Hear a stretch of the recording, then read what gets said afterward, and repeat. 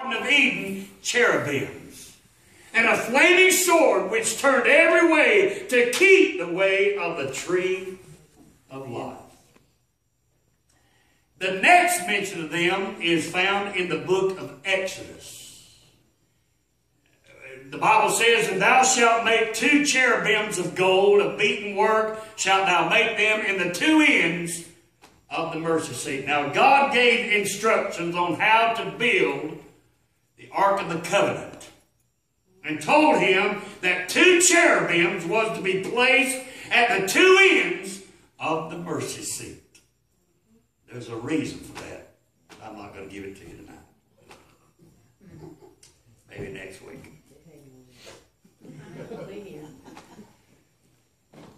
Yeah, Miss Jones won't be here. I might be here.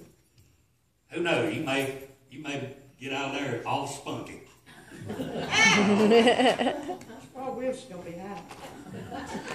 Now, if you read the book of Ezekiel, cherubims are mentioned several times in that book, and they are described. Now, I started to lift some things out of Ezekiel to talk about these cherubims. I'll be honest with you. They're tough. Tell you the truth, I didn't have time to dig into all the details of what way Ezekiel was describing them. But I'll probably get to it one of these days. But cherubims were messengers of righteousness and judgment. Thus the flaming sword to guard the way of the tree of life, because they are messengers of righteousness and judgment. So we have the seraphim, we have the cherubim. We also have ministering angels. I would like to know just how many angels are there. According to Revelation, they are innumerable. You can't even count them. There are so many. And I'm longing to go to heaven just to see these dudes. I'm telling you I am. They are ministering angels. Hebrews 1, verse 14. "Are they not all ministering spirits sent forth to minister for them who shall be heirs of salvation?" By the way, when Jesus was tempted of Lucifer, the devil, in Matthew 4, the Bible says that at the end of these temptations, remember Jesus had fasted 40 days and nights, and he was hungry, and no doubt thirsty. So here's what the Bible says. "Then the devil leaveth him, and behold, angels came and ministered unto him." I don't know how many angels showed up that day. But I promise you, say, well, how did they minister to him? I think they brought him food and water. Now, I'm not talking about, I don't think they came to earth and got this food and water. I think that they brought it from heaven with them. Woo! Hallelujah. They came and ministered unto him. Now, I like that word minister. It's the Greek word diakoneno, and it means to be an attendant. Now watch this. To wait upon as a host or friend. They brought Jesus everything that he needed after all the temptations were over. Isn't that great? God is so good. I think he had a fluffy little cloud under his head. You know, they could have took one of those stones, you know, that Satan said, "Why don't you turn these into bread?" They could have took one of those stones and made a gigantic feather pillow out of it. So lay down, Jesus, take a load off for a while. Hallelujah. Could have brought a banana pudding. That'd give him the sugar rush and give him the strength right quick. Hallelujah, I'm getting hungry already. So the angels came and listen, folks. I think that the angels come to the aid of God's people. Sometimes we can't see them, but we know that they're there. Amen. I think they come to the aid of God's weak children, and they minister strength and encouragement to them. I also believe that they give more power to the strong. Angels are real. Amen. They are real.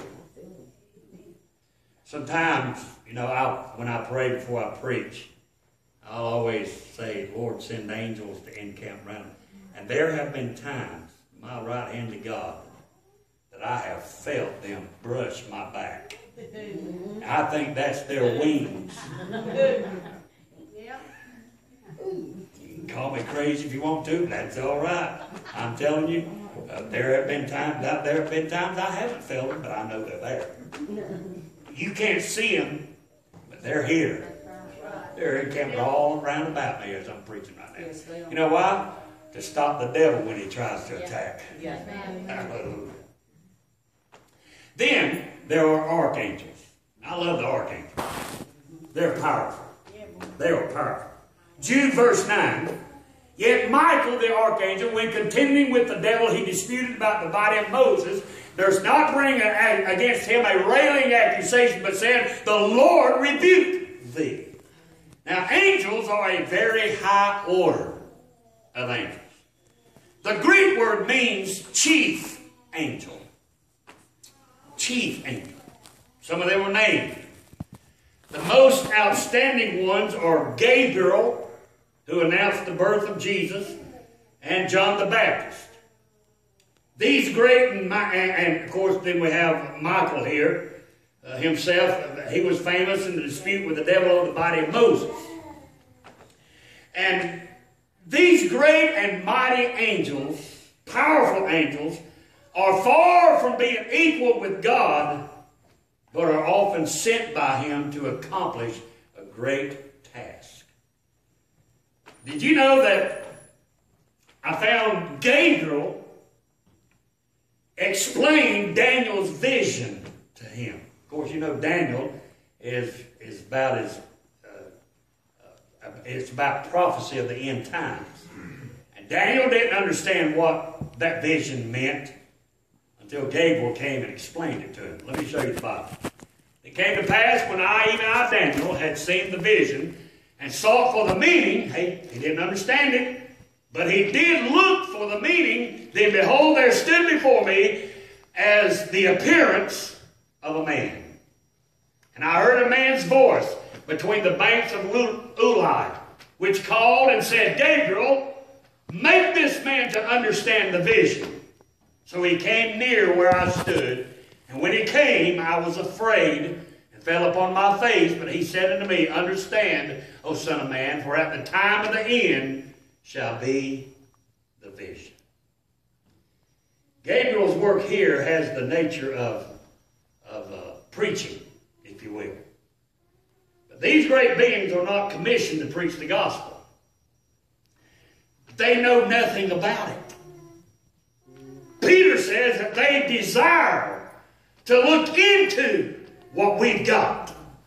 Oh, it's in their heart. Yeah. They long to know what we know, but they don't. Therefore, they can't give the message of the gospel like you and I can. But folks, he was so much like God that Daniel was very afraid in his presence. Then, of course, there are the fallen angels. Oh, I forgot this verse. Now, as he was speaking with me, I was in a deep sleep on my face toward the ground, that he touched me and set me upright. And he was so excited about being in the presence of this angel that he thought it was God, and he fainted. He fell on his face. But the angel reached down and just touched him. Set him right up. That's what angels can do. And of course, there are the fallen angels. Jude verse 6. And the angels which kept not their first estate, well, they didn't stay where they belonged, but left their own habitation, he hath reserved in everlasting chains